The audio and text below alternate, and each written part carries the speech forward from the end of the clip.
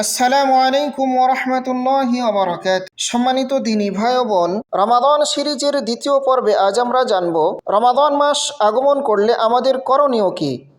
মহান আল্লাহ বলেন, ফামান শাহিদা মিনকুমুশ শাহরা ফালইয়াসুম, তোমাদের মাঝে যারা এ মাসের সাক্ষাৎ পাবে তারা যেন সিয়াম পালন করে। অন্যত্র তিনি বলেন, কুতিবা আলাইকুমুস সিয়াম, তোমাদের ওপর রমাদানের সিয়ামকে ফরজ করা হয়েছে। রাসূল সাল্লাল্লাহু আলাইহি সাল্লাম বলেন, ইসলামের মূল ভিত্তি পাঁচটি, তার একটি হলো রমাদান মাসের সিয়াম পালন করা। সিয়াম কাকে বলে?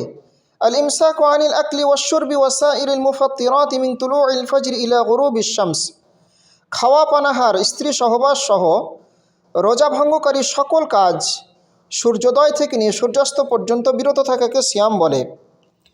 রাসূল সাল্লাল্লাহু আলাইহি সাল্লাম বলছেন, সৌমু লিরুইয়াতিহি ওয়া আফতিরু লিরুইয়াতিহি, তোমরা চাঁদ দেখে রোজা রাখো এবং চাঁদ দেখে রোজা ছাড়ো। কখনও যদি আকাশ মেঘাচ্ছন্ন থাকে তাহলে শাবান মাসকে 30 দিনে পূর্ণ করে নেবে।